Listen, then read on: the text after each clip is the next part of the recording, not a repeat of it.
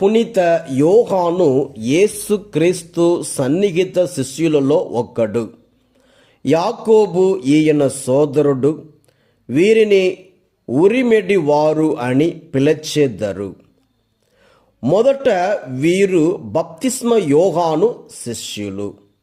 క్రీస్తు దివ్య రూపధారణ, యాయిరు కుమార్తె జీవముతో లేపటం, గెత్సెమను తోటలో క్రీస్తు ఆవేదన, క్రీస్తు ఉనికిని వ్యక్తపరిచే ప్రధాన ఘట్టాలలో పునీత యోహాను గారు పాల్గొన్నారు.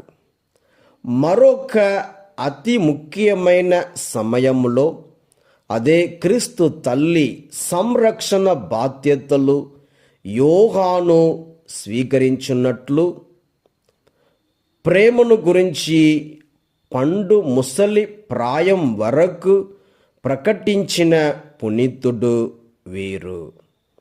యోహాను 19:25-27.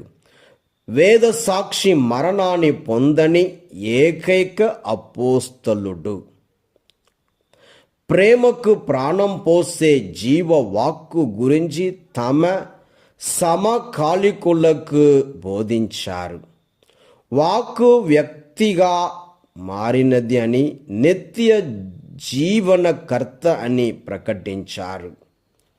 వ్యక్తిగత అనుభూతిని కూడా సంపాదించారు.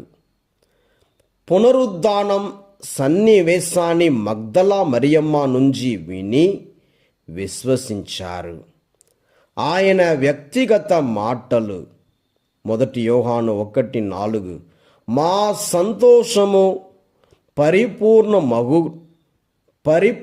మగుటకు గాను మేము దీనిని వ్రాయుచున్నాము.